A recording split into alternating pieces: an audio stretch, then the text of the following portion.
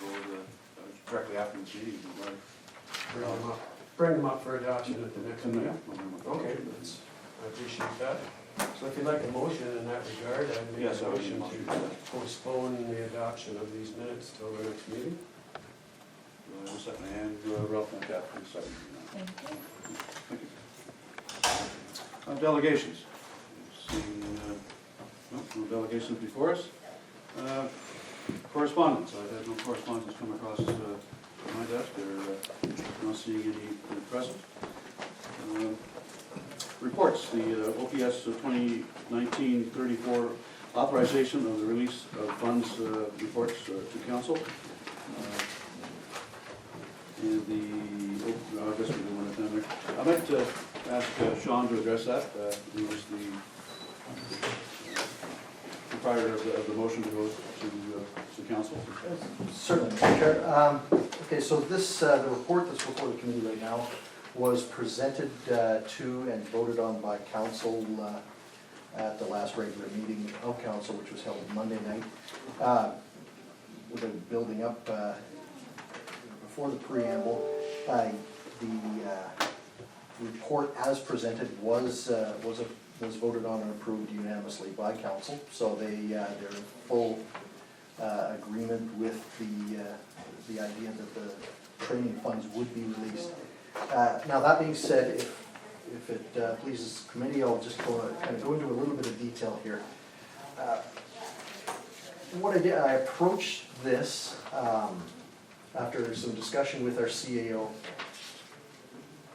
We brought the whole list of delegates that had been previously discussed forward, but I broke them into three different groups, and you can see that in the report.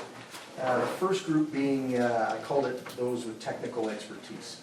The idea there is that these are engineers or entities or organizations that would assist the committee in understanding the asset without any bent in a particular direction. So they would talk about the technical aspects of the asset itself. So you're seeing KGS group, which would of course speak to all the KGS stability assessment, the safety assessment, and the geotech work.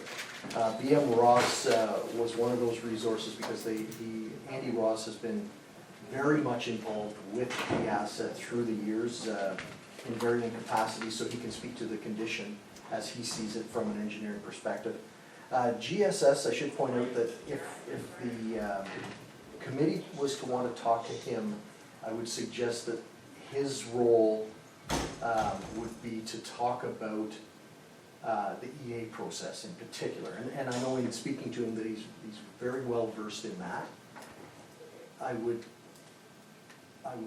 caution him beforehand that any discussion in a particular direction would be inappropriate at this first stage, because he is involved in a lot of dam removal functions, and I wouldn't really, at that point it starts becoming focused in one direction. I don't think that's what he would be on this in this group for. Omafra had a fantastic talk with Sid Vanderveen. He's more than happy to come and talk not only about the Drainage Act itself, but more particularly, more specifically, and Andy, you would know a lot about this, is the common law aspect of anything we might be doing with the dam. So he would provide that. And then MNRF, LIRA, in all fairness, I threw an upset limit of $750 in there. We had a lot of difficulty getting in contact with the right person. We finally made that connection, and she has sent a number of technical bulletins through. The committee may look at that. She's not really been very committal with regard to coming and speaking, but the committee may look at the technical bulletins that she sent through and deem that to be sufficient. If you want to speak to her, I could certainly go to the next level of discussion with her, but she didn't express much interest in coming and talking to us, rather sent us the information. Now, as far as, before I really get into too much more detail on that, the next group I called function focused. So you've got groups like MDCA, which may want to speak to northern naturalization. You've got Brampton Mining, which could speak to reconstruction of the existing, or repair of the existing, sorry. You've got Ontario Rivers Alliance, which would definitely speak to removal and naturalization. And as you can see, there was some nominal charges or fees for that, like Ontario Rivers Alliance was the highest, specifically because they're coming out of the Whitefish Falls area, so just the other side of Sudbury, so that's recouping cost, is what she said. And then the last group, I looked at it, we talked about them, our CAO and I, as being the opinion-based. So we've got a lot of groups, the Save the Housing group in particular, would definitely, I would think, want to speak to the committee. There's groups with opinions, and I wasn't prepared to really start applying costs to that. If the committee came back and said, well, there's this particular individual who has an opinion that may be valuable but has to travel, that would be something we would have to take back to council. And then to take it full circle and just to touch on some of the pricing for the technical expertise piece. The only one that jumps off the page obviously is KGS Group. Now, I did have opportunity to talk to them this afternoon. This price, the $3,700, is actually for the project manager and the structural engineer to attend. And it involves a number of hours for preparation. Then the presentation, they assumed 3 hours of question and answer for the two of them. And then, of course, there's the travel time. I think they're looking at about a 4-hour round trip of travel because of where they're located in the 905 area code. Now, in talking to the project manager, he said if the committee simply wanted to speak to him as a project manager, that lowers the price a fair bit. But given the fact that the council approved the $3,700, and you would have opportunity to discuss the reports with not only the project manager but the structural engineer, that's something that certainly the committee can discuss. But that gives you an idea what the breakdown is on it. So if there's any question, other than that, that's the bulk of the report. Thank you. I guess I'll pass around the table here, any discussions on that conversation on the allotting of the separating of the technical expertise and the areas of specialization. I think that's a fruitful way of going through the structure. We'll be going asking for who you would like to see first later on in the curriculum here, but. Mr. Chair, I was wondering if there's any discussion about availability when the pricing was received. Yeah, Yes, be available to come in September or October. Yeah, that will factor into when we can get when. Well, I wondered if that had happened already, Mr. Chair. Yeah, quite, yes. Most of them have given their dates that they're available, and when they're not. Unless, I can speak to it now. Sure. if you'd like to, Mr. Chair. And so KGS is really, their availability is limited in September due to other schedules or scheduling, but October at this point is wide open. Of course, it's like everything else, first come, first served. As far as BM Ross, GSS, and OMAFRA, they're available, I believe, as long as nothing's changed. It looks like their schedules are fairly flexible into September. So if, for example, the committee said they wanted to see those three, BM Ross, GSS, and OMAFRA, I don't foresee any issues in scheduling those. Of course, that's always subject to change, but it looked like it was wide open. And at this point, KGS, October would be the earliest that you could realistically get them. All right. But, sorry, Mr. Chair, yes, that's what I was saying, is they haven't really committed to attending. So if you have a look at the technical information that was sent through, and it prompts, a need for a one-on-one or a question and answer, then I can pursue it a little more, I don't want to use the word aggressively, but actively. I might be right back to you again there, Sean. The OPS 2019-31. Mr. Chairman, just before we leave that, subject, I'd like to hear what the other committee members think about paying KGS $3,700 to come and explain the report that we already have here. It's fairly detailed. I don't need them to come and explain it to me, but Mike's shaking his head no. I've already had detailed discussion with Sean about it, because he's discussed with me, quite frankly. Well, I'm not an engineer, and I need it explained to me in layman's terms. If the engineer is here, and if I have a question, I know that I could ask him. I'm not relying on, just the two people negativity, but we can go by majority rules here. If I get you can make a motion. Can we talk about this 1 second? Just, Sean. I'm sorry, Mr. Chair, maybe it's important that I state one other thing that council really focused on the other night. The whole reason for even entertaining or having this $15,000 earmarked was, and I guess it was Councillor Sype that really focused on this, he had opportunity to meet these people, to have that question answered, to have the presentations. So, being from the council that dealt with them, and there was value in hearing what they had to say and having that interaction. The whole idea was that if hearing the same thing from them would benefit this committee in fulfilling their mandate, then he was behind it. You know, and I think that was unanimously agreed upon by council. The whole idea was to make sure that this committee had the same opportunity that the last council had when they met with all these people. And just a side note that, as far as on the council meeting that we approved the funding to it, it was found on council to be relevant, or else they wouldn't have authorized for the money for it, because we already have these amounts before. Yeah, Mr. Chairman, I appreciate that only one member of the existing council, current council, heard the presentation from KGS. I understand that probably the other council members would be interested in hearing it. Is there any way we can do it electronically? Can I take a time out, please, Mr. Chairman, before we get into those kinds of details? What is the process we're going through here? I know that we said that we want to meet with folks and talk to them. So how is that going to work? It's not clear to me how that's going to work, because we haven't talked about it.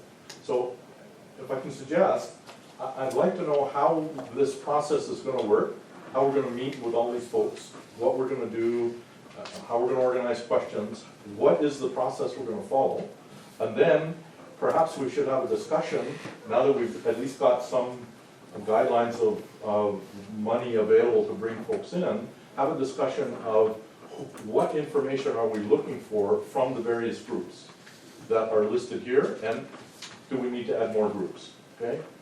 Because I think what you saw from Andy and me is, I read the reports, I don't need the guy to come and tell me. I have specific questions that I want addressed and answered, I'm sure he does, and I'm sure everybody else does as well. So what is our process for getting those questions identified and getting them put in front of folks? How is that going to work? Can we talk about that for a little bit and figure that out, and then go into timing and when we want to have folks come and the order we want them to come in and all that kind of jazz? Well, the mandate that we all came to this committee with was quite clear on finding a resolution that is agreeable. I'm going to have to go into that in a bit, to a single point of action to address to council as to the wills of this committee. That is by gathering information, hearing what past has happened, regardless of what individuals may know or may not know. I'm not going to allow one's intelligence in the background of engineering or carpentry not be spoken for the rest of us that don't have that. This committee requested the ability to talk to the past participants in the dam decisions. I think it's prudent that they come and talk to us. I don't think that this committee is in a position to dictate or squabble over what it costs for them to come here when it's already passed council at the price range that is already set forth by council. If you can say, no, you don't want to hear from somebody, but that would have to be a majority, you would have to make a motion to remove someone from speaking here and to gain the majority of vote in order to make that pass as a council, because there's no one person who's going to make any decision for this council. And also as far as the scope of how we're going to get the answers, I would suggest that you would have answers that could be submitted in writing beforehand, so that we're not blindsiding anyone coming here as to the scope and to the information that they would be required to bring in order to answer those questions. I think that's quite reasonable that we could forward any hard-hitting, pertinent questions ahead of time, so that when they come here, that they will be able to answer them in their presentation for all of us. I'm not sure what else you're looking for as far as procedure. Let me give you some examples then, if that's your question. Do we want, for example, each of these groups to come in and lay out the historical perspective from their viewpoint, what work they've done, summarize all of that work, and then answer questions? Do we want them to come in and only answer questions that we've prepared for them, or somewhere in between? So that's why I asked, what is the process? What process are we going to go through when we have these groups come? So that's, I know we want these guys to come, we want to get the information, I understand all of that. How do we want to go about doing it? And with all due respect, okay, when I see this price tag, then it implies to me a certain level of commitment on the part of KGS to provide stuff, okay? And for that kind of money, it's a lot of stuff. And quite frankly, until we discuss it and agree on what it is we want them to provide, I don't think we need it. So what I saw, and what I mentioned to Sean this afternoon, is it looks to me like KGS thinks that this is an open wallet and they want to peck away at it.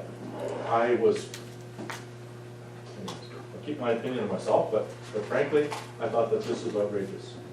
And then when I heard that it was even higher before Sean got it down, it raises serious doubts in my mind, quite frankly. Okay? But that's my mind.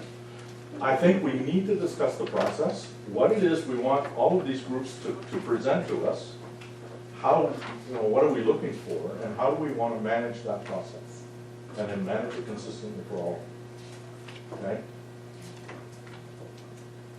And Mr. Chair, specifically keeping in mind the time constraints, right? That if we have a 2-hour meeting in September and a 2-hour meeting in October, and we're hoping to get through most of these presentations in 2 months, we don't have time, for example, for KGS to come and give a 1-hour presentation, followed by QA, because the Q&A, because that would limit the amount of other information we could gather at that meeting. Well, the scope of this committee isn't to refute their findings. I mean, I don't. It's not in our mandate. We're just here to try and get a consensus of what to present to council as a future way of doing, or what would this council wants, or what this committee would prefer in action for the council to take into consideration. So, if there's information that if we can save a lot of money and not speak to everybody, because for anybody, we have all this information already on the website. We have their reports, we have the sampling, we have the everything that they're going to come to speak to. But personally, I wasn't present for their presentation back in 84, 86, or in 2017. So, Mr. Chairman, I would support being given the opportunity to prepare some questions for these groups and give it to them ahead of time, and then bring them in to respond to that. I don't think they have to come in and read me the report or an executive summary of the report. I don't think we can do that, but I think us preparing questions in advance would be a logical thing from my standpoint. That's quite reasonable. It's your opinion?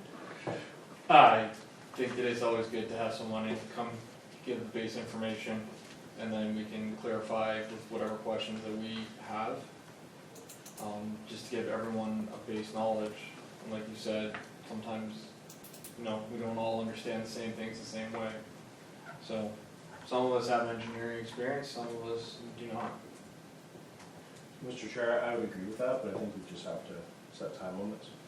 So for example, set a time limit to a 15-minute presentation followed by Q&A, or, just to get the best use of the 2 hours. Now, this is, the question was brought up, there being 2 people on that, with the KGS. I heard that you didn't require the structural engineer.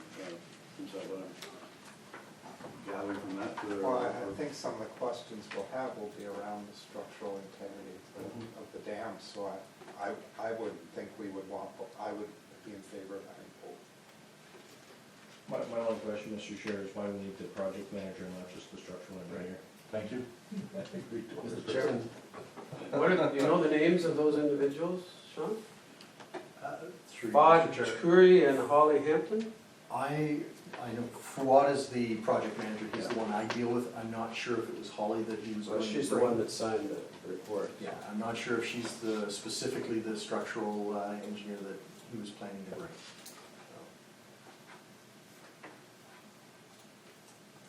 I'd be surprised if the structural engineer would want to come without the project manager. Yang Bo Fu was the senior structural engineer.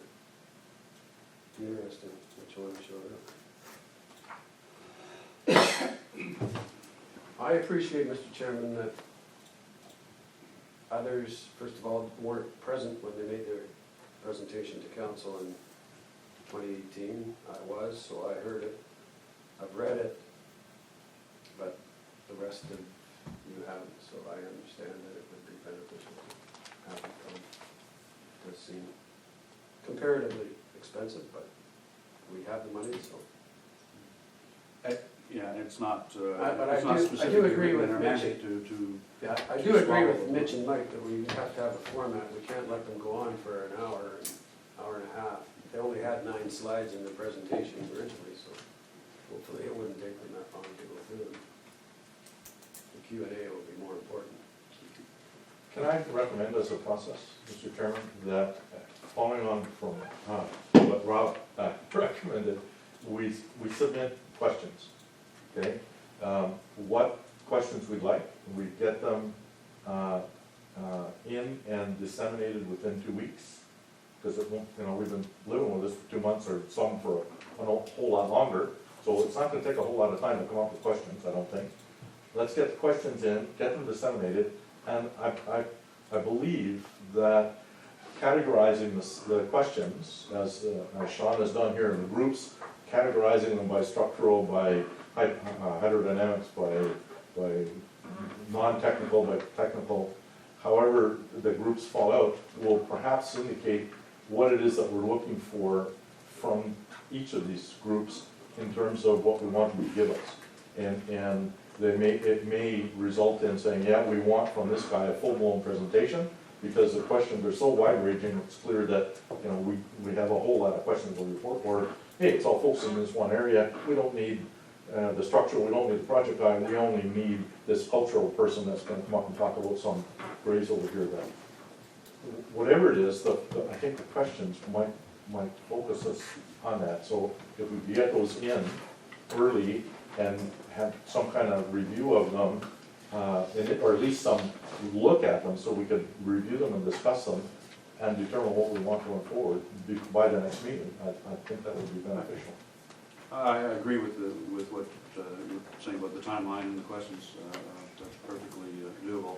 I just wanted to see at any time that this committee is excluding the information from coming out because it weighs one way or the other on our bias of how we want this to proceed and go forward. This committee is together to come to some consensus as to what to do forward, and we have varying levels that may base their going forward on those structural things that engineers among us might already have, you know, committed to memory. I would have to hear that gravel is gravel and not concrete from a structural engineer in order to understand what he's saying in his report. So just keep that in mind, that it may sound good for our own purposes, but we have to think as a council. So, Mr. Chairman, as a non-engineer, I would kind of jump on what you're saying and saying, I'm a bit concerned looking at the list that it's heavily biased towards the dam coming out, that the information here is primarily around how it's not going to be structurally sound and how the best course of action is to take it out. And I don't have a feeling that we've got resources in here to look at the benefits of maintaining it. We first have to, speaking towards the group here, we first have to assess and come to a consensus on the knowledge of where it is now. What condition is it actually in now? We've got different groups saying that, oh, this little plaster's fine. Another one says, no, it's got to be all new concrete. We're going to have to decipher the information that we have in order to make that decision. If it's repairable, we need confirmation that it's repairable, and then that's an option going forward. If it needs to be replaced, well, that's an option going forward. Also removal, that's an option going forward. But we have to gather the information to see. We could try and rebuild it all we want, but if it's not rebuildable, then that eliminates that one ambitious. You know, it's either build a new one or remove it, where repair is not possible. I don't know if repair is possible. I've got the information here that says, you know, $1,500 worth of spackle, that's all it needs is a good coat of paint. And others to say you shouldn't walk on it. So we have to find out that information, but I don't necessarily agree. Well, I agree that the historic information has been batted around for many years, and the replace or rehabilitate is more of a new thought process. But I don't think we can go on to that process until we've eliminated the other two. We're going to be hearing from everyone in the time before we have to make a decision. So it's just broken out as to who you want. We can get one of each. You know, one from the Alliance that wants the river back together right after KGS, or this was just grouped as to technical and supportive.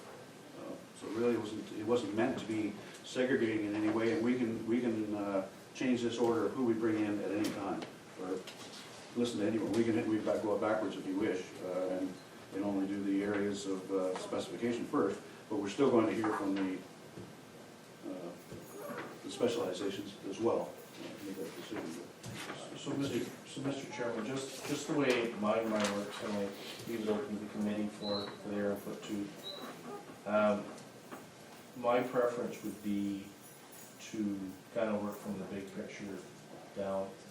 I would like to get questions answered on the regulatory frameworks, those kinds of things first, because I think that might lead to more pointed questions to the technical supporters.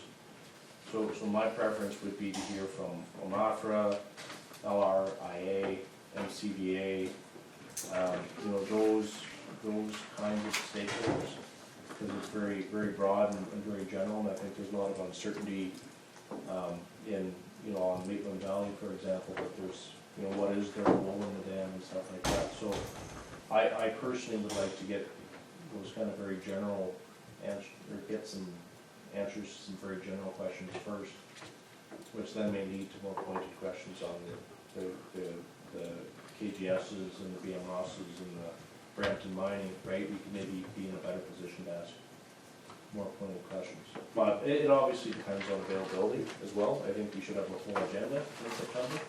Maybe try to focus on those availabilities. KGS can't come to October anyways, so that kind of works out in that way. So that's my suggestion, Mr. Chairman. Sorry, Mr. Chair, if I may, I just wanted to, in follow-up to Rob's comment, actually, as far as that list of technical, those offering technical expertise, BM Ross is going to see, he's got a lot of the historical content, of course, they've got that the old 84 report. But they also, for what it's worth, did a bunch of work actually in the last 5 years, wouldn't you say, Andy? Indicating that there were things that could be done to the dam. So it's not, maybe at first pass it looks like it's very biased, 3 sticks of dynamite and we're good to go. There are varying perspectives in that technical expertise list. It's just they'll focus on, thinking was they would focus on a broader sense, maybe a better engineering understanding of the asset. And then, like I said, I will hear from Andy. I expect that there's things that could be done to save. So it's not entirely biased. Isn't? I agree wholeheartedly with Mitch's suggestion. We need to know what requirements there are from the approval agencies. Get that clarified, and then we can ask point blank questions to the technical people, if required, if necessary, like, can you get us the approval from the Ministry of Natural Resources and Forestry under the Lakes and Rivers Improvement Act to repair the structure? If that's what we need. Does NVCA have any control over what's done? Do you think they'll answer? Like, I read that document that was provided, so, but I don't think you'll get any answers out of them. They simply write those documents up and expect people to fill out the forms and apply without specific, Oh, you won't get any without answers from the specific civil requests. service. Yeah. No, I mean from the engineers. Point blank ask them, based on what you know about the structure, can the township get approval to repair? No, I don't expect to get any straight answers from the civil service. They don't even want to come. Let alone give us any answers. Well, we can deal with the scheduling in section 10 when we get to it. Okay. Later on. Where was the OPS 2019-31 floodplain mapping? Yeah, just one question. GSS lead engineer in the Howson EA process. Sean, just sitting here thinking about that. What is the Howson EA process? At one point, I believe it commenced in 2017, is that correct, Andy? So that pre-check 16 or 17? Late 16, early 17. They went into a full EA process to figure out Who they? the township of North Huron, Oh, to determine what might be done with the dam.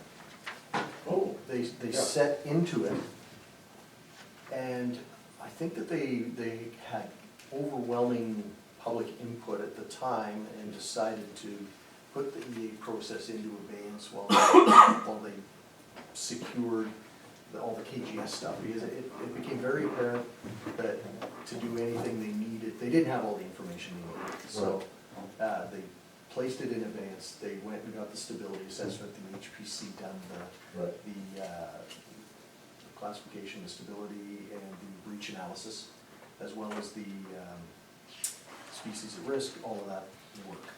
Okay. And it's just never was put back in. Where are those reports?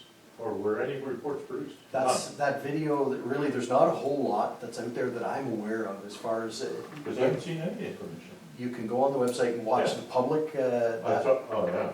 yeah, that's some good viewing. And it just stopped. Now, Okay. the All right. reason I put GSS on there is, he is actually, if you're looking for, as Andy and Mitch were saying, some discussion on how the EA process or what the EA requirements would be, he's one that can speak to that, I would think, at length. Okay, all right, thank you. Sorry. Third and final time, 2019-31 floodplain mapping. Speak to that. Yes, Mr. Chair, this one's fairly straightforward. It was provided to the committee for information. Of course, as the committee may be aware, MVCA is in the process of updating their floodplain mapping. The current floodplain mapping is circa 1977. So they flew LiDAR this year, which is obviously much more advanced technology. And in order to develop the new floodplain mapping, they needed a baseline for the Howson Dam's operating level. So what staff put in front of council for approval was the fact that we really have no alternative but to say status quo is the number, or is the levels that we'll use. Because it would be inappropriate to say we're going to use a dam removed, that decision hasn't been made. Where it's inappropriate to say we're going to look at historic levels based on changes to the current dam, as that decision hasn't been made. So all this report does is seeks council's authorization, which it received, to go back to MVCA and just say, base all of your data on status quo. Now, what they are going to do, though, is provide council, and by extension this committee, with floodplain mapping scenarios that would show those two other extremes, so that as committee and then and of course as council, you'll be able to factor that into your decision making, so you can look at how changes to the Howson Dam in the future might affect development properties in North Huron and Morris Turnberg. So that's in essence it. It was approved, and we forwarded a request to base the mapping on current operation. So when will this revise? They're expecting it to go to their board of directors late this year, early next year, and then be adopted and rolled into the official plan by spring of 2020. And their floodplain mapping is based on Howson Dam operation as currently operated. Correct. Mr. Chairman, I wondered if at any point West Cast had been spoken to about the dam potentially coming out. But on the other side, on the downside of the railway bridge, is a large landfill site that West Cast operated for 100 years. It's contained in a berm that was man-made. There's probably 30 feet of sand and that behind that berm from 100 years of core making equipment. I didn't know if at any point they had been spoken to about the implications of the dam coming out and how that might cause some damage to that. The site's been closed now for 20 years, but there's phenolic resins in the sands there that would certainly cause damage to the river water quality if they got out. We had to do leachate testing, downriver rust testing to make sure no iron oxide was leaching through it. And it was all based on the dam being the way it is now. So you're saying it was a landfill and it was online? It was a, Online land, West Cast got permission to put a landfill site in a floodplain, which is an absolute no-no. and It's a huge landfill. It's probably 5 to 7 acres, I would say, and probably 30 feet deep of core sand from various core making processes: phenolic resin sands, sulfur dioxide, acrylonitrile. So Mr. Chair, to clarify, so this is the walking trail borders on the edge of that landfill, right? Correct. Which explains all the monitoring wells. There are wells there that have been in operation for a long time, and certainly erosion of that berm was always a worry to West Cast. It's fairly thick, but it's not impenetrable. so that berm was part of the landfill demarcation, is that what you're saying? Correct. That's now the top of that's where the trail runs on the top of the berm, isn't it? I don't walk that side of the trail that much, but I believe so, yeah. It runs right along the river. Is that in North Huron or Morris Turnberg? An awful close to the line for Morris Turnberg, I think. I believe, Mr. Chair, it's in Morris Turnberg that the trail is operated by North Huron, according to the signs. Posted on the trail. Mr. Chair, I can forward, I'll send an email to NBCA just mentioning that the committee brought this to our attention. I'm sure they're aware, but it doesn't hurt to forward that information. Chairman, one question about Sean's report. Second paragraph under executive summary, in the middle it says, once all of the data is collected and compiled, MVCA will input the data into the modeling software and develop the mapping. Does that mean then under future consideration, Sean, that MVCA would want $5,000 to change it if the operation of the dam was altered? Through you, Mr. Chair, that's correct. It's more than, they'll already have run the numbers, but there's internal processes that he estimated an upset limit of 5,000 to go through their whole process of readopting it, refiling, the printing, the posting, the public information sessions. So it's, that 5K doesn't speak to, my understanding is that the 5K doesn't speak to Just rerunning the data. rerunning the data. It's the public information, and it's the whole formalization process. Assuming there was a change to. If there was a change. That's right. Okay. Thank you. Mr. Chair, just a question, what's the extent of the mapping? Is that gonna be through North Huron and Morstonbury property zone? Is that the? I'll pass that over to Sean, I'm not sure the scope. Yes, through you, Mr. Chair. It's actually it's the floodplain that influences Morris Turnberry to our immediate north, and of course, we'll call it the lower town area in particular. They're not going much beyond the immediate extremes on either side.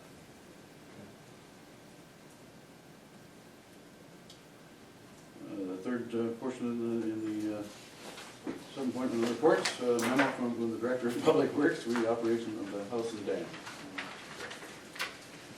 Yes, Mr. Chair, this is in response to, I guess there was questions in our first meeting, and I didn't get to it the last meeting. So I sat with our operations lead hand for the Wingham area and talked to him about process. This was not something that existed in the sense of a written policy, but it is a practice that's been followed for decades now, actually. And so it's a very simple read, and it just outlines some of the drivers that they take into consideration for installation of the stop logs before the May 2/4 weekend and removal right after the Thanksgiving weekend. So I don't know if there's any questions. I hope it's fairly straightforward. Mr. Chairman, I had a question about, is there any protocol around ice buildup, ice jams in the river at all? Any procedural change for that? I would assume that would be kind of a worst case scenario for overloading the dam in the winter months. Through you, Mr. Chair, there's really very little we can do if it jams without putting workers at risk. But, I'm not aware of anything that they've. No, I was thinking more of a preventative approach to keeping ice from building up against the dam. Yeah, nothing that I'm aware of. So the first paragraph says that the stop logs are installed strictly to provide headwater for aesthetics. So you're creating a pond upstream of the dam. And currently there's a sign that says, don't go in the water because it's hazardous to health. Is there, as part of the installation of the stop logs to create that pond that is a hazard to health, is there any measurement of the water and on what frequency would that be done? So does the ministry, does a public health official come in and take water samples, or do you take water samples and send it off? Does anybody want to sample water? Yeah, through you, Mr. Chair. Sorry. It's certainly not a function of Veolia on behalf of the Township of North Huron. If the Your county health unit. Yeah, if they sample it, I couldn't say that I'm aware of it,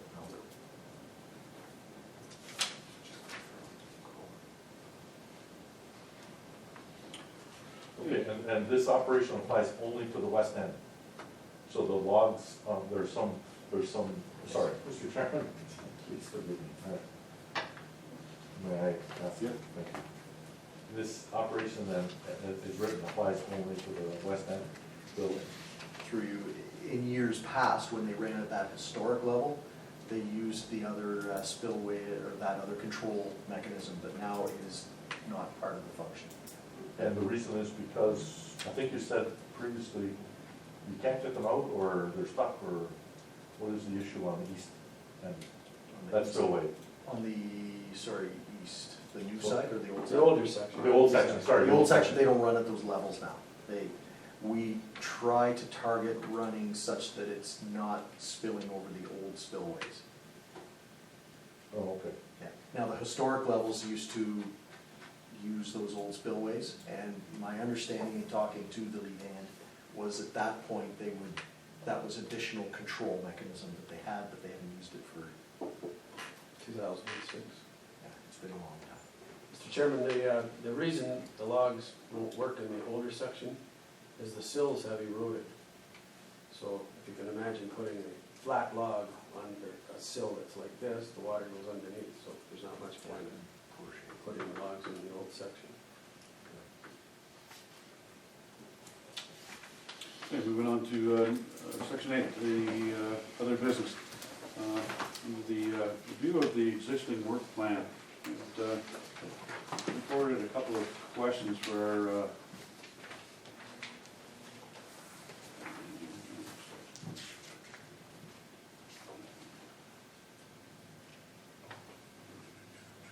some clarification on some of the wording we had on our work plan.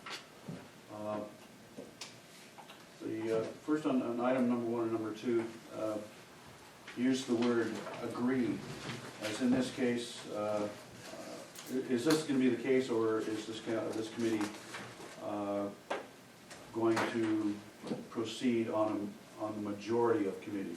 Does it have to be a consensus, 100% consensus, or is it going to be by majority, is what instead of just agree? Just wanted to clarify the agree on what, on going forward. What does this committee wish that to state? You understand? Is it going to be a full committee approval on going forward with a suitable work plan to put before council, or is it going to be just a majority of 4 out of the 6? Well, Mr. Chairman, first, I think this was presented as a draft general work plan. It, I think, captures the general focus that we want to go down, but I think we'll probably know a lot more information on schedule and things like that after we meet with all the various input stakeholders in September, October. So just, I guess, clarifying what council's question is. Item number 2 is agree on alternatives. I think that basically means that we want to get a list on all the different alternatives that we want to pursue. I think that is something that we probably should have a unanimous decision on, and that I think if one of our parties wants to explore an alternative, I don't think the rest of it should shut them out. Now, when it comes down to the end of the discussion and the recommendation, my suggestion would be that would have to be majority. It's hopeful but unlikely in any group that you're gonna get 100% consensus on the time frame that we have. So that's what I would suggest, Mr. Chairman, but I'm not sure how to capture that, whether there's terms of reference that needs to be updated, or if it's just captured in the minutes, or how a committee votes on something where, unless you get a unanimous decision on something, it's kind of odd that you would have a committee vote on something, whether it's gonna be majority or unanimous decision. Well, it was just, agree is just a vague term. Okay. Yeah, Mr. Chairman, I agree, that is. I think they agree in column 1 of row 1 could be replaced by establish, and I think establish could replace agree in the first column of row 2. Establish what the alternatives are, understand and establish the drivers for the Howson Bridge and Dam. But I agree wholeheartedly with Mitch that once we get to the final report, that it would have to be a majority. Likely would be a majority.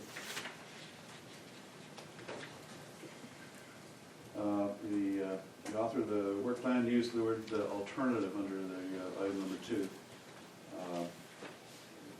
In a reference to options identified in the community's mandate would be under the headings of either remove, repair, or replace. The alternatives would have to be based on one of those being the majority decision of this this group. So I was just saying that the alternatives, picking an alternative would have to be based on either replace, remove, or rebuild. So that's the mandate for this council, or for this committee. We discussed this last meeting. Right. It's not true. So, Mr. Chairman, I believe those are the options. Remove, repair, replace are the options. I think alternatives are some subset of that. Yeah, Right, so so- I mean, if so- you give an agreement that you're gonna remove it, then the alternatives are. Well, no, Mr. Chair, what I mean is if the option is to replace it, right, that could be, as Mike brought up, it could be replace it, being ownership of and ownership is maintained by the town of North Huron, replace it, and we sell or lease the dam to alternate parties. So I think that's why I think the options are as per the terms of reference, remove, replace, or repair, but there could be several alternatives within each of those 3 options. But is it fair to present to council a mission statement that surrounds on an option that maybe not be obtainable as an alternative? We say, great, we could do a hydro station there and have someone else pay for it, but that's outside the mandate of this, of our. Mr. Chair, I think Just this trying to see whether we can committee come to- understands it's our purview to only recommend possible suggestions, and that we have to establish that those are actually, doable, feasible options that were presented. We would not have to not have to first come to a consensus of either remove, repair, or replace before we suggest an alternative. Would there be an alternative based on one of those headings? Go ahead. I think there's another option, as with, you might pick a house, remove it, repair it, or replace it, or sell as is. If we found somebody who was willing to buy it for hydro generation or recreational purposes, as it is, that's a feasible option, I would say. So it's not one of those 3, and we did discuss this at length, and it's recorded in the minutes of the last meeting. And I think there was a statement here that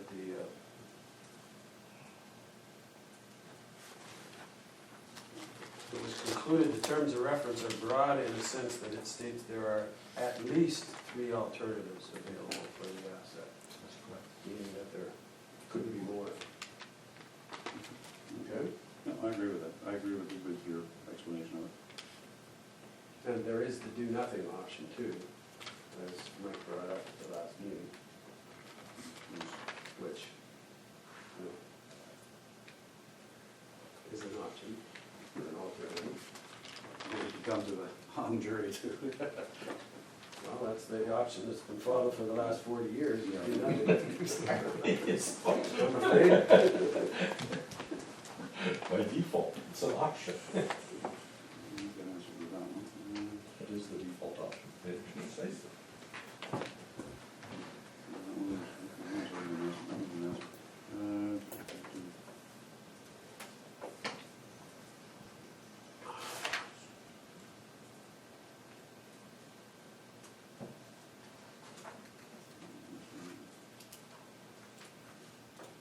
Yeah, and it's just another recognition of the target dates that we choose for seeing people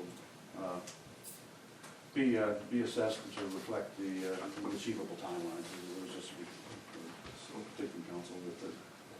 Mr. Chairman, we had talked about trying to compile questions in 2 weeks to make submissions. Do we go ahead and start booking these groups? That's For coming, September. that's coming later. Okay. In the meeting. Okay.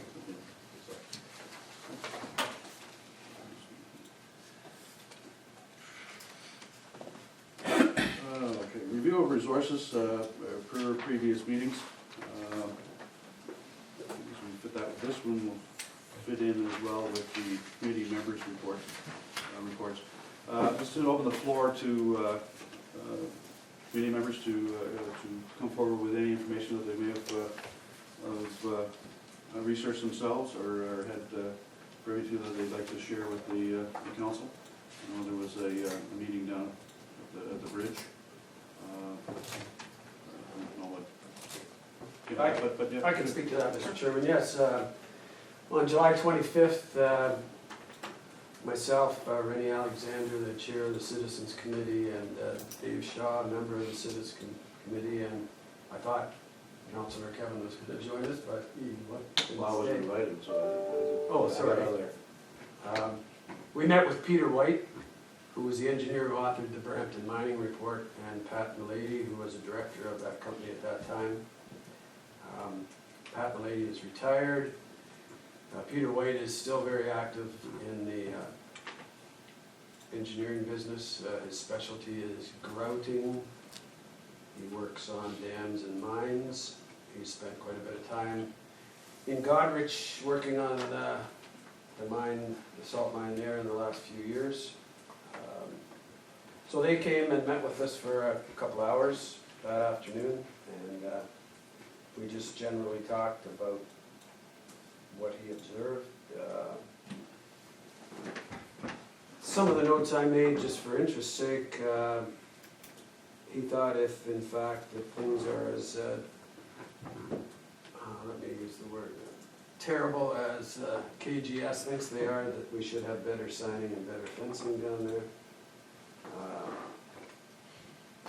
He thought the previous repairs from his investigation, we just did a visual inspection, we didn't set foot on the structure at all.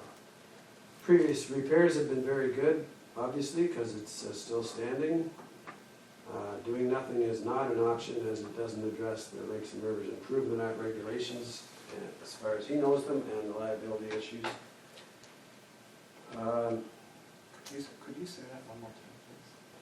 Doing nothing is not an option, as it does not address the Lakes and Rivers Improvement Act regulations, as he understands them. So which regulations specifically is he talking about? But I can if you would like. And the liability issues that we may or may not have. Doing nothing may be considered negligent.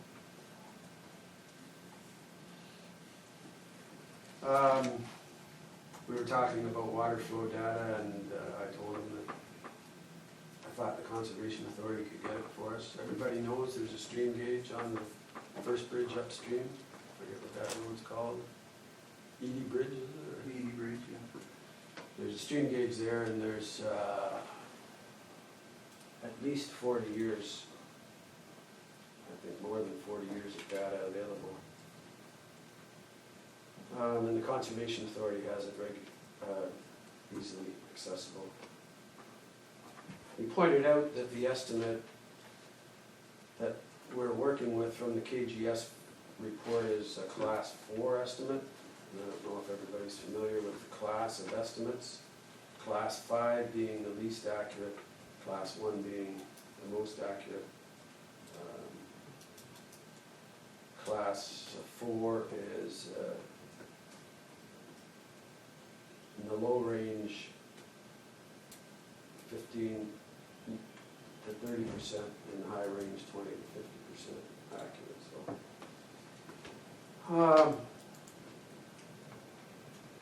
What accuracy of what? Of the cost estimates, of any cost estimates coming out of the report. Minus 30 to plus 50 range. It's a So range that's of just common, yes, okay. Yeah. Broad. Whereas class 1 would be 3 to 15%.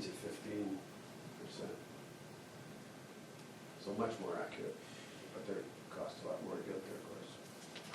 He reviewed Sean's report, September 17th, 18. He thought we should definitely follow up on the Reeves' understanding of what was said at this meeting with the Mafra Belgrave.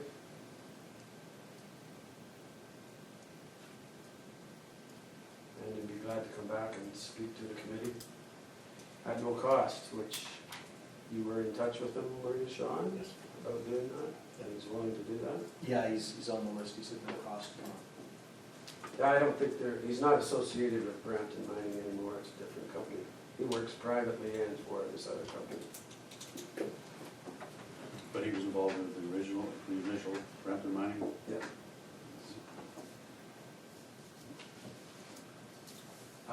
Some other things then, since I have the floor already, Mr. Chairman. Power generation, are we going to try and follow up with somebody on power generation? Potential for power generation, Mr. Chairman. I spoke with the CAO of Greenbug Energy, it was mentioned in our last minutes. Because of the changes that the provincial government has made to the situation of green power generation in Ontario, they have backed away from any and all projects they had, and they're working on them in other provinces. They're more welcoming for green energy projects. I'm sure they would want to know first what condition the existing dam was in. Well, they've been here and investigated it through the Citizens Committee Okay. a couple of years ago. But Mr. Trick from Godrich, the engineer that retired engineer I mentioned last meeting or the meeting before, I think he'd be willing to come. So he'd be in. I gave you his information, did I, or not? No? Through you, Mr. Chair, I'm not sure if I got that, but I certainly, if I did, didn't realize he would have been involved in power generation. I was only aware of, I think it was Greenbug Energy, which you just spoke to. Okay. If there's somebody I can contact. Yeah, I'll give you his information. Is- To that point, is Greenbug the outfit that the Reeve was talking about at the last meeting, where a bunch of data has been assembled, all these reports have been assembled and sent to some organization?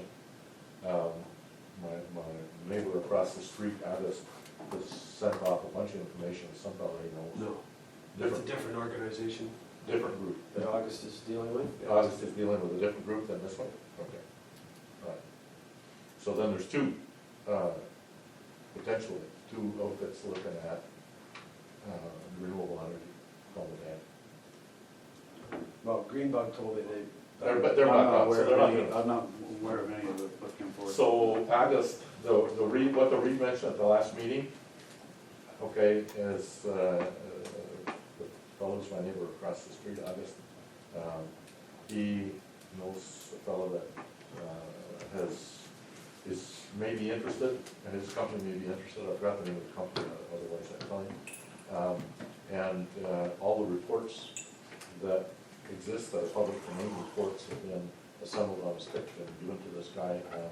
That was maybe 2 weeks ago, and they're going through them. Would you like to make a motion to request the Reeve to address? My understanding is that when they have completed their analysis, which is imminent, that they're gonna share that with us. So As a member of council, I have no knowledge of that being going on. Okay. I'm happy to get that information and send it to Sean and have it so it can be included as an attachment to the minutes or however you want to do it. It's not, I think we would be only fair if we had the people that are making that report come to us and make a presentation. well, yeah, there may be nothing to present. They may say, there's nothing, it's not economically viable, we're not gonna proceed.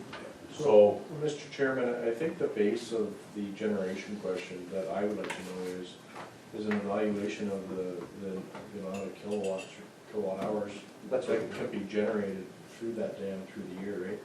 The economics will fall out from that. that's exactly what they're doing. That is what That's what they're doing. because the economics are based on Of course. green energy is gonna pay more than flat rate, that's wildly variable. but the base generation capacity is something that should be able to get an assessment. That's what they're doing. They're looking at what are the full rates, how much can we convert that into dollars into our pocket? And then, looking at what it's gonna cost to get it done. So the economic viability is what they're doing right now, as I understand it. But I'm happy to get more information and attach to the minutes. That would fall under replace. I certainly, It could be replaced, it could be repair, it could be a combination. You could replace the existing structure to raise the level to historic, and then you do a new project to the side or something too, right? Like it's all kinds of other options. that's what The original bill is. Mr. Chairman, I would move actually to have them come in one way or the other if they figure it out. And if they figure it's not economically viable, then have them come in and tell us why.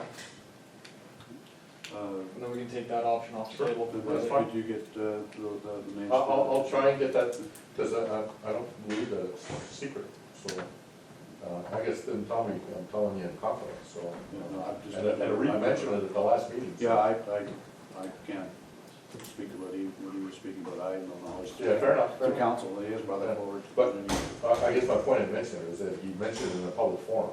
When I asked August, is that the same project, he said, yes, it is. And so, it can't be secret, so I'll get the information I can, I'll give it to Sean, and we can put it on the, attach it to the agenda so everybody's aware of what's going on. And if we can get them to come up and talk to us, it's fine. Sean can perhaps add them to the list.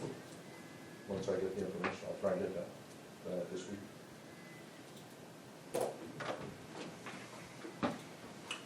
Anything else, sir? Yep. Cedric made a motion there, did you want to do it?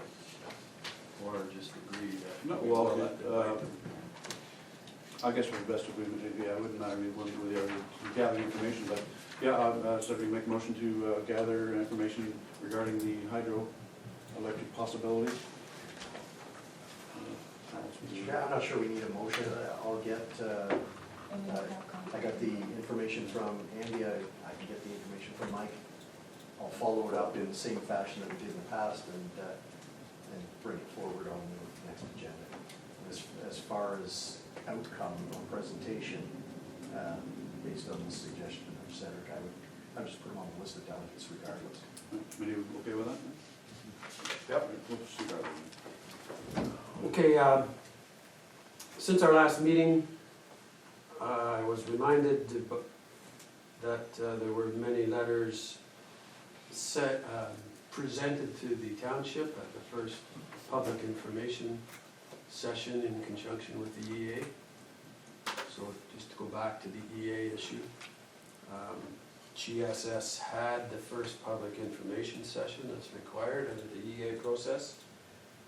This room was full to there. There were people in the hall out there, people out on the sidewalk and on the street. And there were a stack of written comments submitted to Jeff Molenheis, who was the Director of Public Works at that time. And I suggested that Mackenzie and Sean could maybe find those, they might be of interest to us. Just not necessarily to go through them one by one, obviously, but just to see that in fact there were that many people that were interested. So I just wondered, I have the one I submitted and I have the one my wife submitted. I think Mr. Alexander has a number with a stack of this thick, some that copies he has, but I don't know where the originals actually got to. Now, would that be collected and summarized by GSS during their process? Is that? No, They took? Yeah, they were GSS, taking- they may have ended up with them, I don't know. I was just saying, it was their process, not our current process. The comment sheets were delivered to Mr. Molenheis. To the township. Mr. Chair? Yep. I believe I have them. I have to gain access to the place they're stored, but they're readily identifiable individuals, so can I suggest maybe that if members of the committee want to see them, I can make them available as opposed to, as the committee may have noticed, we made a resource page where we'll put documentation. I'm just always hesitant to scan and post personal information of any sort, so if that's acceptable, I'll make them Yeah, I want the committee to be aware Yeah. that they exist, and if they wanna see them, they can. At any time, they can just give me a call, we can set up a time, we can set up a table, they can go through them at their leisure, but it just, I try to protect the, I think it's important that we protect private information or even lists of names. Just to clarify, that website you sent us with the agenda is available to the public. That's right. Okay. So that's the other thing, I also provided to Mackenzie, to Sean through Mackenzie, a list of the supporters. There have been statements made that the Citizens Committee had 1,000 people indicate that they would like to see the dam repaired. There was no proof of that until Mr. Alexander gave me the list, and Mackenzie made a photocopy of it since the last meeting, so it's available through Sean as well. And the other issue I wanted to, well, two other things. Mr. White asked me if our committee had heard of or mentioned inflatable dams. And this is something that I'm not very familiar with, but my former business partner also mentioned it to me. There are now inflatable dams where you build basically a retaining wall, and you have a large tube that sits on top of it, and when you want to raise the water, you inflate the tube. And when you want to let the water go down in the fall, you deflate the tube. There's no logs, there's no boards, there's no anything else, just a compressor. Looks pretty interesting. And you don't need access across the top. Seen that for flood control, same for dam. So it's something you might want to investigate. And the last thing I had, Mr. Chairman, I was asked if it would be possible or reasonable, I said I'd bring it up, if people that attend here to listen to our meetings, if we would want to give them the opportunity to ask a question at the end of our meetings. One question per person possibly, To ask questions to whom? to the committee, to the chair, to you. Okay, I just represent you, this group, I'm not here as far as the. I can't I'm not speak sure for- what's the procedure at council now? Is there an opportunity for a person? 2 minutes at the beginning, just speak on anything that's on the agenda. Nothing at the end? Well, it could be at the end, it could be at the beginning or the end, but if it has to do with the agenda, it would be here more advantageous to hear about it at the beginning, so that at least that thought process could be carried throughout the agenda rather than at the end, after everything's been talked about. But do you mean like a public delegation or just individual? No, an individual who sat here for 2 hours and listened to us speak and maybe had a question they wanted to ask at the end. Well, this committee is formed for this group to come to a conclusion by whoever they want to listen to. I don't know whether asking questions of the committee, I don't see how that would change your minds, as far as what the. Mr. Chairman, I think it'd be. This isn't a good- public, we're gathering people from public to be Yeah. speakers from the public. I think it would be, I would support the idea of letting the people who attend the meeting ask questions, say for 5 minutes at the end. Only because, we're the selected few, but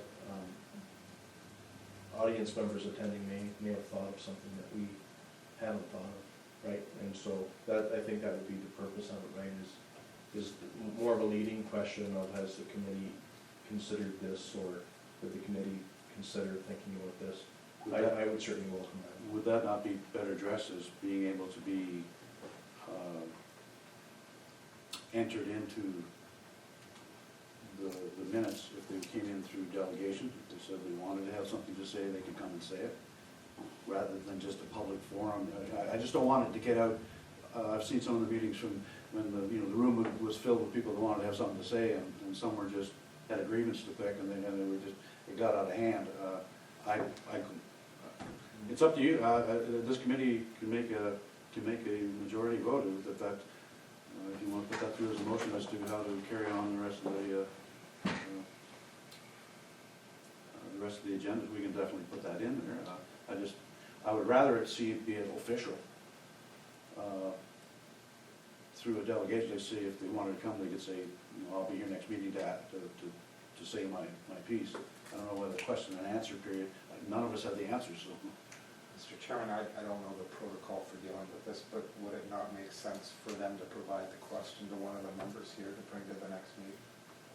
It's perfectly, we can definitely do that as well. That's what we're here to represent, but this isn't an open forum. They're allowed to come and witness and partake, but I could see that getting out of hand real quick, and serving no real purpose other than just having someone else's point of view, and we have pretty much everybody's joint point of view represented at the table. Just that way they weren't getting anywhere doing that in the past. All it did was divide. But if Yeah, that I wasn't, the intention was not to make a presentation. The intention was for one question. Somebody to ask one question, but I like Rob's idea. If they have a question at the end of the meeting, they can approach one of us and we can bring it up at the next meeting. That's good enough for me. Other than declaring themselves in a delegation and coming forth. So there will be, Yeah, we will have opportunity to do that. Some people won't want to be that formal, or like, just in case have a question, right? Well, until I get a little more information, I don't have any answers for anybody, one way or the other. Well, there was one other thing when I look at my notes here. Sean and Mitch talked about using a spreadsheet to keep a record of what's been discussed. Are we doing that or not? I thought that was the decision. Actually, that was a omission on my part. I had it in my mind at one point, Sean, sorry, and I forgot to provide a copy of that, but that was just a decision log. And we haven't reached the point of that yet, so I can provide a copy of that. But really, the decision log is just, it'll just be to the point where we look at say we're considering an alternative, we bring a delegation in, we ask questions. If we make a decision to rule something out or not, that's where you wanna capture that. You wanna capture the fact that We made a decision. we've made a decision to, or say there's a regulation that we look into, and then we evaluate, okay, well, that regulation precludes this or allows us to do that, we can capture that as a decision as well, just so that you put enough terminology down, so that, say, 3 or 4 months later, We don't do the same thing over again. or you don't question, hey, how did we get to this point? Well, you know how you got to that point, because you've captured the decision log. So it's really, there's really nothing special about it, it's really just the concept of documenting the decisions as you go, so that when you end up at the final decision, which this committee is supposed to do, you understand, well, you know, why did you not consider this, or why did you not consider that? You can provide evidence what we did, and this is why it's not feasible. You know, for example, repair isn't feasible because a regulation doesn't allow you to do that. We can capture those things in this decision. Yeah, at the end of the process, it's up to this committee in order to convince or come to some kind of majority amongst themselves as to the rest of the forms. That would be advantageous. Any comments from any other committee members before we go forward? I don't know anything to add to that. Number 10, scheduling the delegations for September the 18th, for next meeting. Who would we would like to contact to see if they're available? If they get interested. Mr. Chairman, we're firm on the September 18th date, are we? No, we can, whatever's accessible for everyone. Unfortunately, I'm out of town at a tribunal hearing in Ottawa that week, so I won't be available on the 17th, or the 16th, or 19th, or the 20th.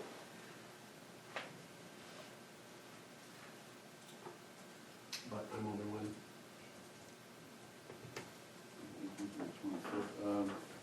I guess it would have been on that schedule of getting, well, we don't know who we want to come forward first, but. So, Mr. Chair, the only thing we do know is that Candace is not available, so whatever decision.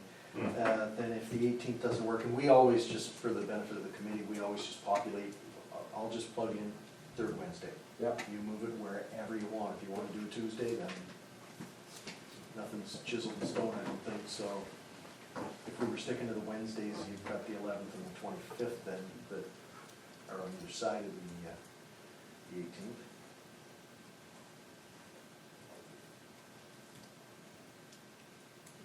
Well, but first, while we're working on that one, just deal with the scheduling of the delegations and the people who want to see come before us. We had quite an open conversation there earlier about mixing up who we wanted to see, so it wasn't all one pack on one side.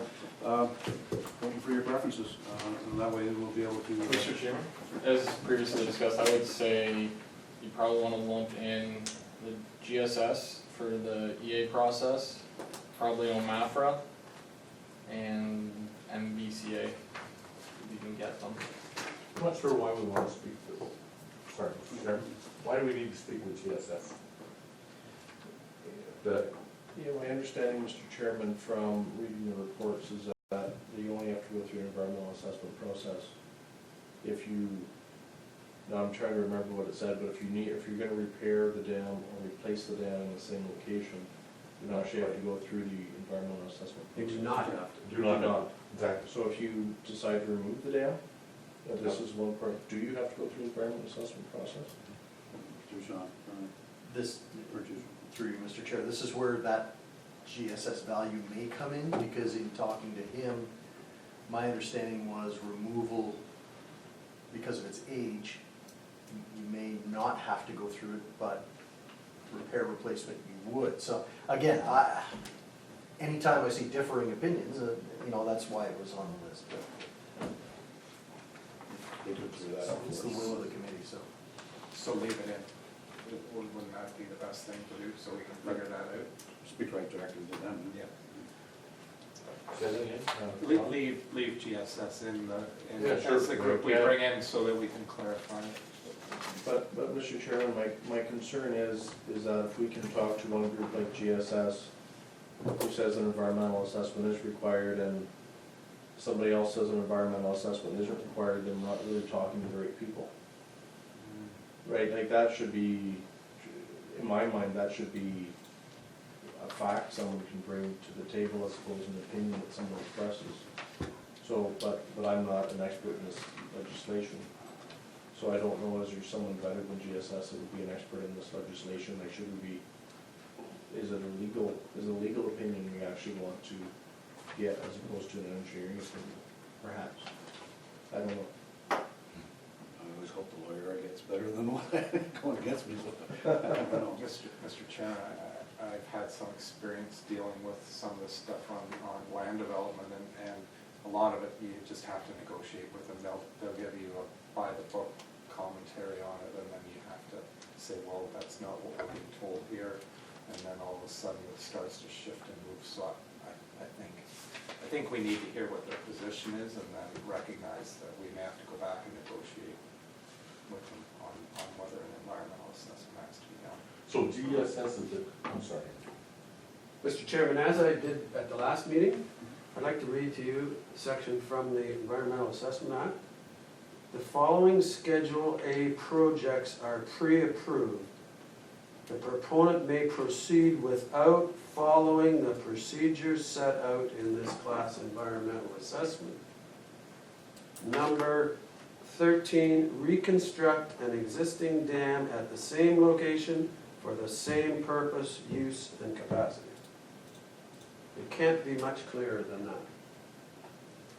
Unless the, And the source of that information, be clear on the source of the information. it's appendix, Schedule A of Appendix 1 of the municipal class EA. Okay, but this is put together by the technical organization of, I think it's water resource engineers. And they have, in Ontario, this group has the mandate to prepare all the standards that will be followed in this case, and that's what they've done, and that's what he's reading, okay? It's called municipal water and wastewater projects. So it can't be much clearer. Yeah, but hang on a minute, what's the group that put it together? What's the name of the group that, you need that? I copied it out of the actual, It's not, no, it's not from an act. Actually, it's not. Look it up. I'll check it again. Please do that. But I'm not denying that what you're saying is correct, but the source needs to be clearly identified. Okay. And it's the group that's responsible for preparing the recommended regulations to be followed. That's the group that's prepared this. And they're saying, yeah, this, and it's gone through. Okay? That this is required enough, okay? But it's like a technical association for water resources in Ontario that's put together. I appreciate the infrastructure in those notes. I'm not As disputing far- what as far- you're saying. I as don't far think it's required. As far as me, I still haven't come to a conclusion whether it's even Okay. fixable. So whether we have to go through an EA process or Okay. let's figure out what we're doing first. Who is GSS? I have no idea. They're a consulting engineering firm that does environmental assessments, is that who it is? And they were the successful bidder in the tender for the EA process that was started in late 2016 or 2017. Yeah, and I think that's what my mind was for, Mr. Chairman. Is there something that uniquely qualifies GSS to come and talk to us on the EA process, as opposed to BM Ross, who actually, I think, probably also consults on dam and bridge repairs, and may also be equally qualified. But I don't know. I don't know. I would have to see resumes almost, right, in order to evaluate the. These lists were just brought up as to what the process has been going historically. And each one of these has had a finger in the pie, so to speak, as to where we are today. So it was just, if we need to get any reaffirmation of their reports, or ask them the questions, we're quite willing to bring them in to speak to us. But if this committee, as a majority says that we don't need to talk to GSS, we just vote them out pretty quick. Mr. Chairman, I think I'd like to talk to someone about this. My own interaction with GSS, which was actually at the meeting we had, was that they seemed to be light on details. I mean, I asked several, I think Andy was at that meeting too. We asked, when pointed questions were asked, they seemed to provide political responses as opposed to technical responses. Which is why I'm leery on bringing them in, although I'm not dismissing the idea that we need to perhaps bring someone in who can provide an expert opinion on the EA process. Mr. Chairman, actually, while we're talking, Cedric's trying to look it up here. Trying. But Well, BM Ross and Associates do whoa. do environmental assessments all the time for projects. And I'm sure if we had a question written out for them, if we repaired the dam, would we have to? They have the answer for us. I much rather do that. I propose that we do bring BM and Ross first, and we may not need GSS. But I think that's a good idea. Mr. Chair, if it pleases the committee, I can simply ask the question of them. Maybe they'll be able to give us a written response, just Who, ask the question of who, sorry? be a Ross. Okay. Yeah, and then that just eliminates the Sure. need to even spend the money. Yep. So perhaps, Mr. Chairman, for the scheduling of the next meeting, we could bring, I think we talked about bringing O'Mafra in. I think we talked about bringing in Maitland Valley Conservation Authority. So maybe perhaps we should look for BM Ross to come in next month as well, and they can answer that EA question as well as some other questions that we put forward. And I believe probably 3 people will make it a very full meeting. Yeah. We'll be lucky to get through that in a kind of quality way. Probably don't want to book more than that for the first meeting. So what, Mr. Chairman, what are we gonna suggest to them? Like they make a 15-minute presentation to us of I guess, what we've indicated we're interested in, and then we ask questions. or we can submit the, as we said, Yeah, we are gonna submit, submit- the questions Yeah. that we want answered. And not Other have- questions may come up there, but at least they're prepared to answer the questions And not have a that we want right off the presentation top. at all, Yeah. not have a Yeah, presentation yeah, at all. we have access to their presentations, just their clarification of it might be issued on that. Do we need a motion to schedule these people? Can I ask for some clarification, Mr. Chair? BM Ross, yes, he could easily answer questions, NBCA could. I think in the case of OMAFRA, my take was that they would bring that whole common law perspective to changes in the condition of the dam. So he may need to make some sort of presentation specifically pertaining to common law. He has a very good Oh, fantastic. presentation on common law, which I think is, It's only 7 hours long. That being said, is this committee in agreeance to, in the likelihood that some of those meetings may go longer than 4 to 6, that we will extend the meeting in order to fill that in at the time? Or is everyone in agreement now? Yes? Yes. Or an earlier start time?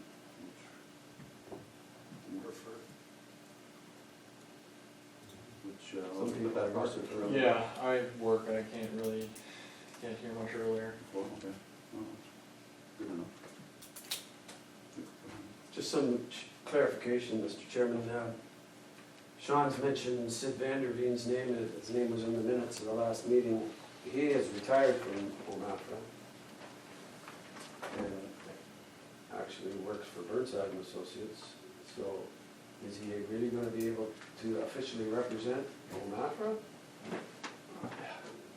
Through you, Mr. Chair. Actually, yes, I'm using the words OMAFRA, but it's actually, in all fairness, you're absolutely right. He would be a delegate that would speak to the Drainage Act and common law, not OMAFRA. It's just old habits. We refer to him as the Okay. OMAFRA rep, but he's gonna there give as a us- drainage expert. He's gonna give us the common law information and answer any questions about the Drainage Act, but it really doesn't apply much to this To situation. OMAFRA. So it's a good point. I'll strike any future references to OMAFRA because it wouldn't be appropriate. But it was, the Reeve was correct. You were at the meeting with the Reeve where this issue was discussed. Yes. And at that time, he was representing OMAFRA last year. That was before January 1st.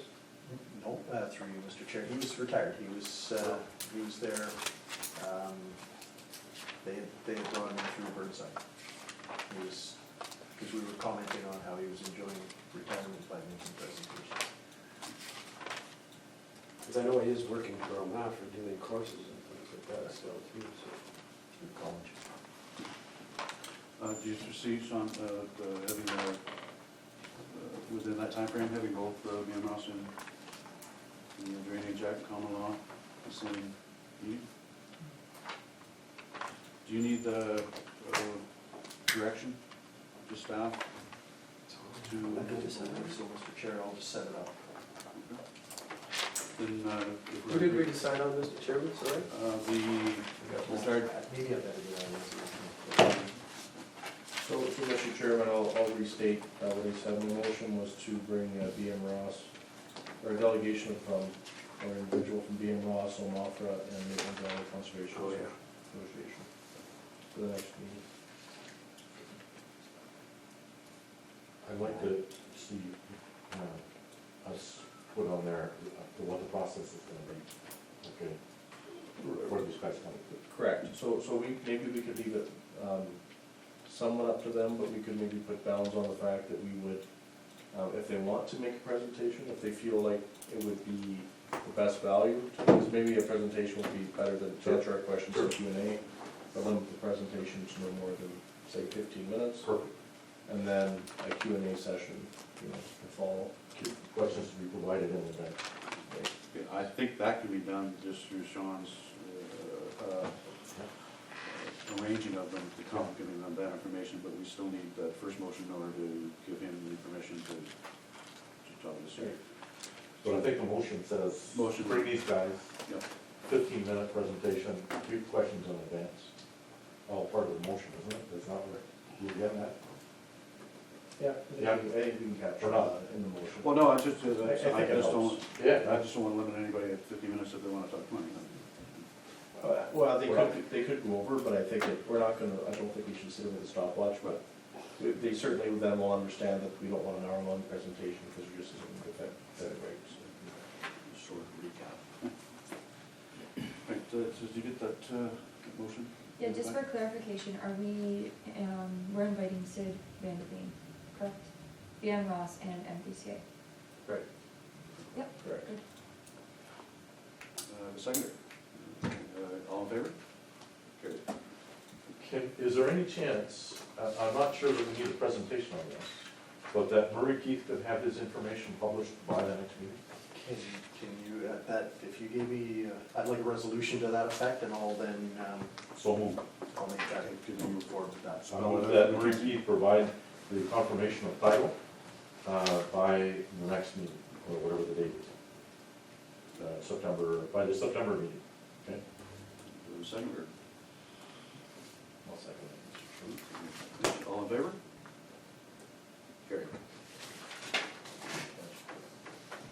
So not necessarily attend, but provide the information. Exactly. I don't think, once we get the information, we can then decide whether we want a presentation from them or need anything further, but.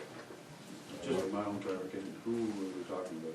Who used to name them there? I don't know who we Oh, represent. I'm just reading it from the authorization request for release Oh, of the training Murray- funds. okay. Murray Keith, confirmation of title, $250.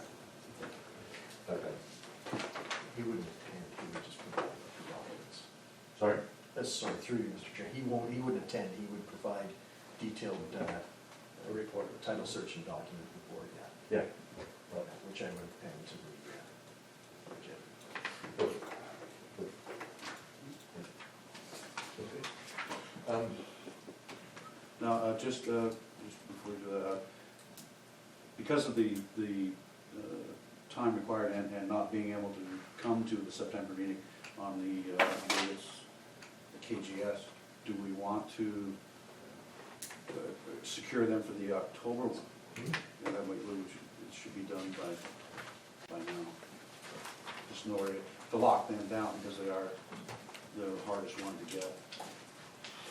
It would be really interesting if we have KGS and Brampton mining at the same. Well, so Mr. Chairman, I think really if you look at it by default, then it would suggest that KGS,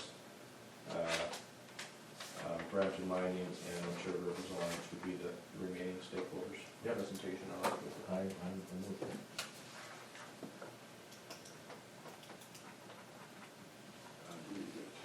You're gonna send me over there. If possible, I mean, we can reach out. Is that a lot for one? It, through you, Mr. Chair, it may be a lot, it depends on what you have for KGS, since they did so many reports. Does the committee want to restrict them or limit them to the same kind of information window, or do you want more time with them alone? First, Mr. Chair, Sure. personally, I want to go all over them, like white on rice for their dam safety report. Okay, that report to me has raised lots of serious questions that resulted in a letter that's resulted in a bridge being closed. And, at least from what I can see, and I've read the report, I need clarification, because what the action they're taking and the report don't jive. There's a disconnect somewhere, and I can't figure it out. Just remind the official North Huron Code of Conduct as when you're speaking, going to be all over someone. All over report, not that, not in a technical way, all over, in a technical way, all over it. Maybe reread the Code of Yeah, Conduct. And, yeah. Thoroughly scrutinized. Yeah, thoroughly scrutinized, thank you. That's what I said. You just heard it different. Just so we're on the same page with how to Yeah. ask our questions. Do we need another motion to direct you to get the KGS for October, or can we just amend the first motion to add KGS to it? Mr. Chair, it's easy enough to just have another resolution to have KGS lined up for October. I think my question would be, is it just KGS, or do you want me to stack them? Because then that would be a decision of the committee based on what time and exposure they might want with these individuals. Speaking to that, I think we'll answer that question when we see the extent of the questions for KGS. If there's an awful lot of questions, that implies there's a whole lot of information required from them. It means we're gonna need them here for an awful lot of stuff. If there's not that many questions, or the breadth isn't that great, I think it'll answer it. Mr. Chairman, I think, just imagining what's going to happen, I think it would be better to have Peter White come the next month. Who's Peter White? Yes, Peter, right. The author of the Brampton Mine. The Brampton money guy. We hear what KGS says, we question them about it, we think about it for a few weeks, and then we have some idea to ask Peter White, well, we were told this about that, what's your opinion about that? So why do you want then Peter White to come before KGS? No, after, November, a month after, sorry if I said You said before, yeah. KGS before Peter White, Why not at the same time? because you want me to only have written questions, and I might have some more questions after I hear from KGS. No, Mr. Chairman, just a point of clarification. I think it's best for us to submit questions in writing so that the engineers and other people come prepared to answer those. But I don't think we want to restrict ourselves to Absolutely the not. only questions. Absolutely not. Because we No, need I was the just- ability for follow-up Yeah, questions, yeah, obviously. yeah, definitely. No, Right. The purpose was just that they would have the general General, information yes. towards the questions being asked. You know, rather than going, I'll get back to you. We don't have that kind of time frame. We need- Exactly. I agree, Mr. Chairman.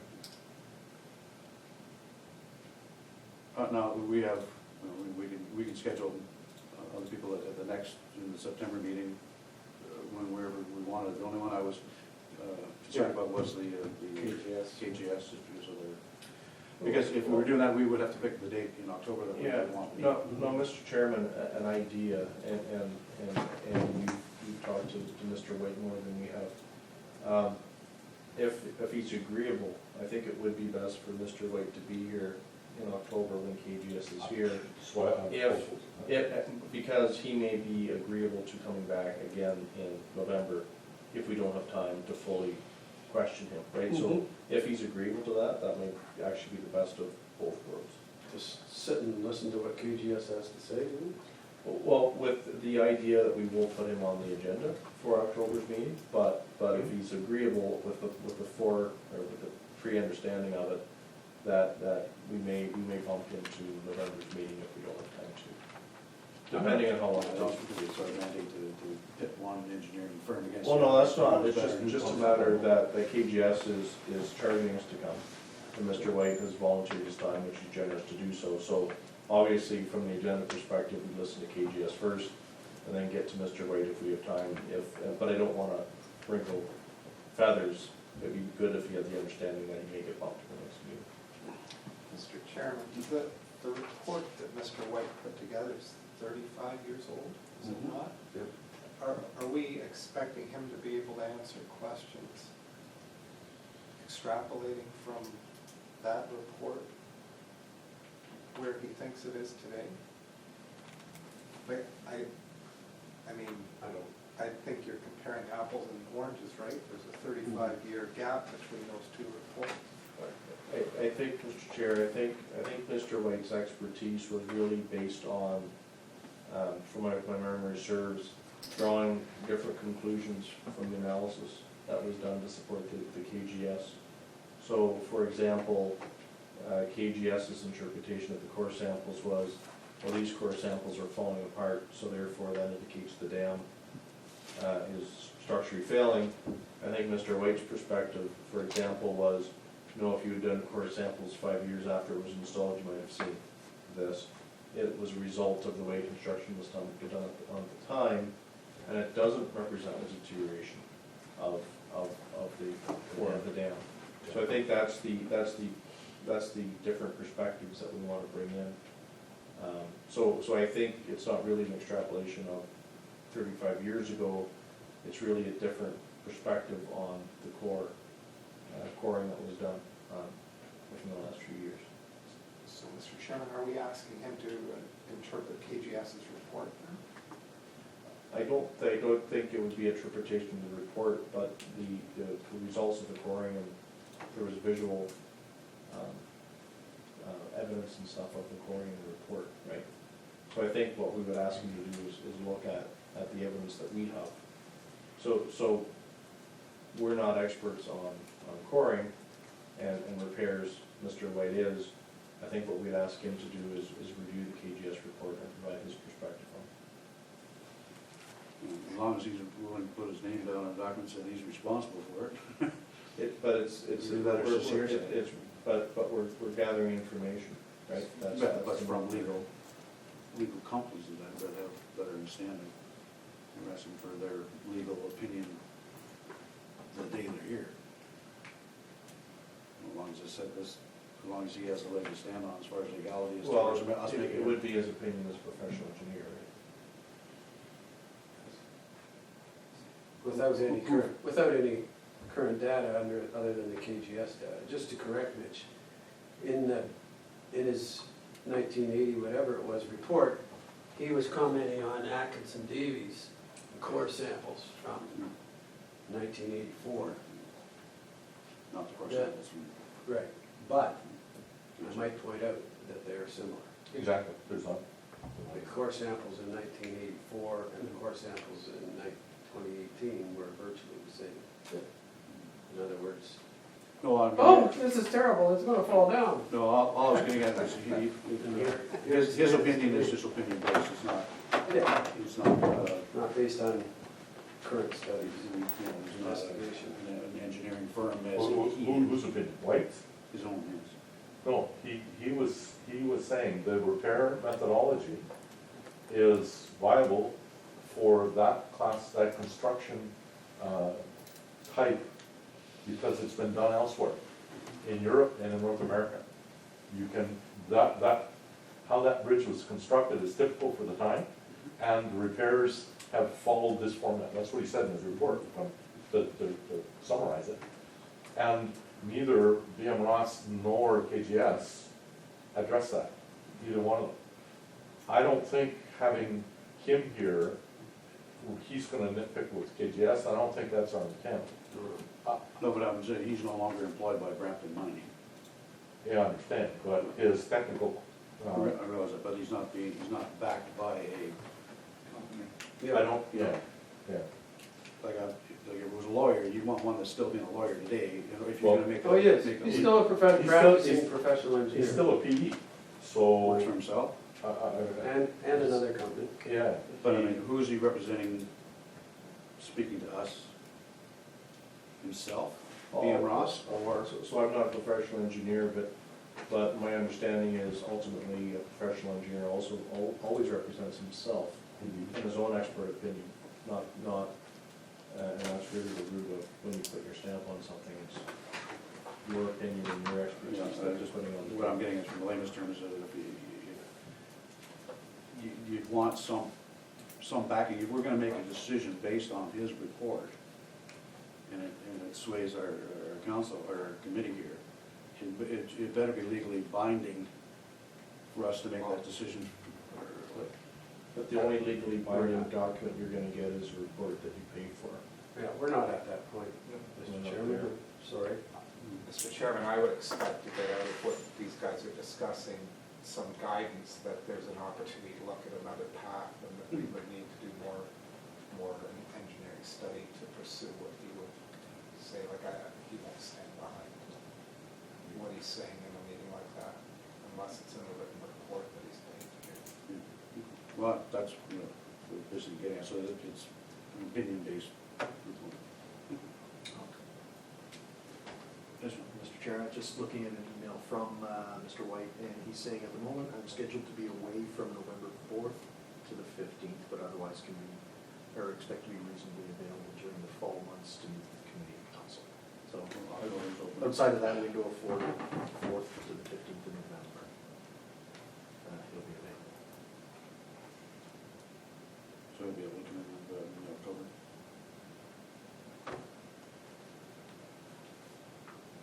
So I'll move, let's get this going forward. I'll move that we meet with DM Ross, Brampton Mining, and Ontario Rivers Alliance at the October meeting. No, we've already made a motion. We've already got that? We already got the. KGS, you said VM Ross. Oh, sorry, KGS, I'm sorry, KGS, not DM Ross. And we shouldn't- KGS, We shouldn't really be using Brampton Mining, Mr. Chairman. That- Yeah, I- He's Yeah, not fair associated with them. Yeah. That was my Peter White. Peter White, question, Okay. but it's not representing Yeah. people anymore. it's Peter White. And Ontario River Alliance, all three of them. Further, in that motion, that we have questions for KGS available for the September meeting. All of our questions submitted through Sean for the September meeting. So we said, October. no, for the September meeting. So that we can determine at the September meeting how long we want KGS to be. I see. Okay, we can say, yep, we got 10,000 questions, where they better come and take a whole meeting and nobody else comes, get rid of the other two. Or, they're only 15, 20 minutes, half an hour, and we do that next meeting. Again, I guess I said once before that, do we need a motion for the October, to line up the October ones like we did or the September ones like we did the October, or no, the other way? At this point, I can proceed, if it pleases the committee, First mandate? just I can proceed in booking KGS. And then come September, when we, as Mike had mentioned, when we see the list, I'll wait on I'll look for direction from the committee at that point in time as to whether we move forward and book the other and we'll formalize it. But for now, I'll just work. So yeah, Mr. Chairman, just make it an agenda item of the next meeting to review the delegations Yeah, that's fine. in October. Excellent idea. Sure. Fair enough.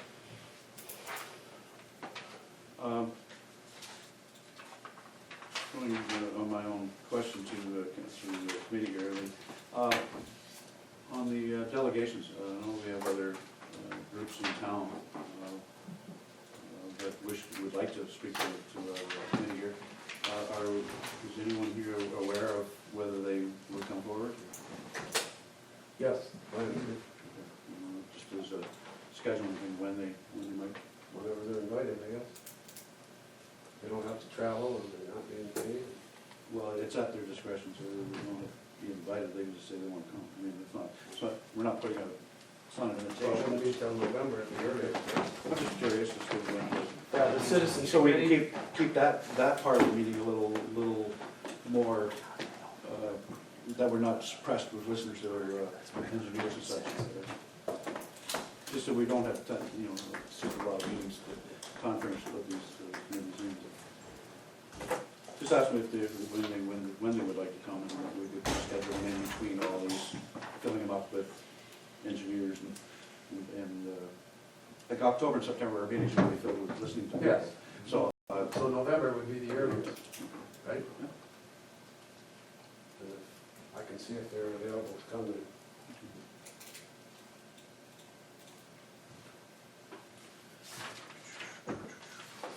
all right, so, number 11, scheduling the next meeting, we decided the 14th, wasn't it? Yeah, just before we go on to that, we didn't go over the minutes of the last meeting, but at the last meeting, the REIT said, recommend including section 9.2, which is roundtable discussion. We all agreed on it, we did it last meeting. And that's what number 9, committee member reports, it's just how we frame it formally. So That's what that is, Yeah, that's the opportunity, just any to committee. go member. roundtable. We did do roundtable, and, I asked the committee if anyone had any reports to make. okay, sorry, I missed it totally, I didn't realize that was a roundtable discussion. Okay, so could we call it roundtable discussion? Because that's different from committee reports. we wouldn't be able to talk about anything new that's not on the agenda, that's the problem. This is a way of bringing the committee's structure in line with council's structure.